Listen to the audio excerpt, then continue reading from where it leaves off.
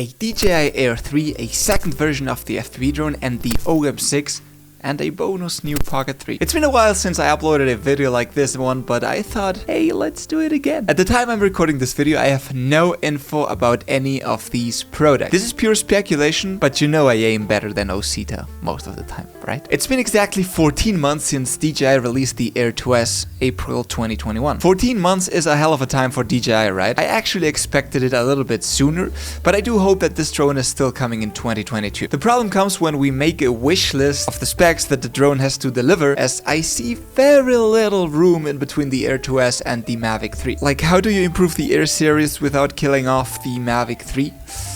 But hey, let me try it. If you want to improve the Air 2S, you should be looking for a camera upgrade, of course. The current 1-inch sensor is the biggest weapon, thus you gotta improve it. I mean, making it a Micro Four Third or 4/3 could help, but then again, how do you protect the Mavic 3? Well, don't give it 5K 50, or I don't know, of course don't attach the tail lens, but I know one feature that won't be changed, and I'm pretty sure about this one, and it's actually one of the most important. It's the manual aperture. DJI has kept this feature always only for the highest consumer drone line. I do not expect an Air 3 with a manual aperture, I'm sorry for this. And yes, dear friends, that is a very important buying factor. The biggest current difference is the flight time. The Air 2 does officially 31 minutes if I'm not mistaken, and the Mavic 3 does 46. This gap, I don't think it's gonna be close to too much. I mean, maybe they can increase it up to 34 or 35. And honestly, other than that, I of course expect the latest OcuSync, the new RC being available, and yeah, maybe a 360 sensing system. That would mean, of course, that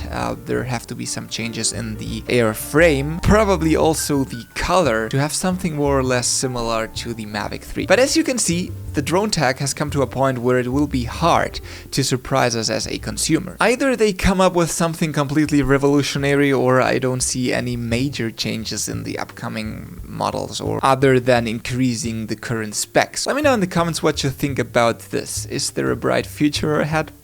A second version of the FPV drone, people. There are two things that had to be improved on the first camera turned off, sorry. There are two things that had to be improved on the first FPV drone, clearly the frame and of course the image quality. I cannot think of DJI not changing either of those two things. In the past months we've seen leaks and names around like Avatar or whatever it's called, but I'm not sure really about this. We had image leaks of products such as the Phantom 5 that never made it to the market, and well, you know how the leak business goes, right? Plus, if it's to be true, I'm not even sure that that's like a second version of the FPV drone or even a new line completely, because it didn't really look that similar. Kind of looked more like a Cinewhoop or something like that, right? However, I do expect some FPV drone before the end of the current year by DJI. It's also been a while now since we've been playing with the first FPV drone, and I think they have now enough info and consumer feedback to be able to produce and release a new FPV drone. My biggest problem with the DJI FPV drone is that it scares me to be flying a drone with the price of a MacBook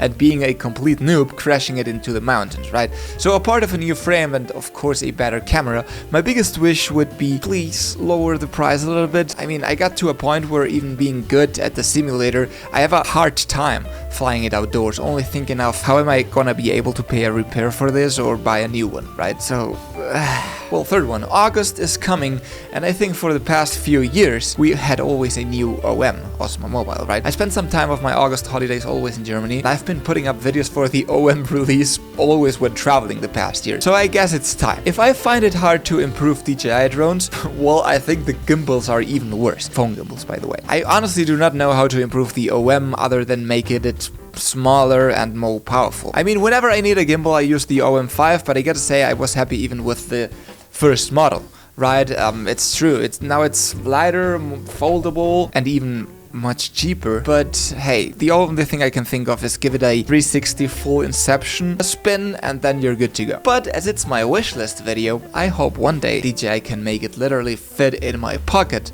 somehow. That will be the day when I say it's over, I don't need anything else. Oh yeah, and the bonus one, the Pocket 3 in this case. In my opinion, one of the most underrated DJI products out there, and also one of the products that can be improved the most. It's true, when you think about DJI and their marketing, you think about all other products, right? The drones and even Ronins and all that, and just forget the Pocket series. But I think of it as a fantastic traveling tool in order not to use your phone and drain its battery. Plus, it has a mechanical gimbal that works pretty well too. The size is great, interchangeable lenses, automatic shootings and movements. The biggest challenge here is how can they mount a bigger sensor without making the DJI Pocket bigger. But honestly, with its current image quality, it's way enough to make a few YouTube videos a year of your trips, of your summer trips, right? But yeah, it's been also almost 2 years, and I think it's time for an update, boys. Better image quality, longer battery life, and honestly, not much more. Those would be my wishes. Overall, I do think that all 4 products may happen this year, and I think DJI is working hard to control leaks and information about new products, and I think so far they are succeeding, at least a bit better than previous years. We'll see what happens when the launch date is closer, and if you know everything before you can buy it, or if it's just relevant that we do our reviews with some nice surprises. Again, that was a tough one. Well guys, let's see how you respond to these videos that I haven't done in a while. Nothing really else to say, guys. Always remember that we can fight in the comments, and remember also that we can always keep calm and talk UAV boy.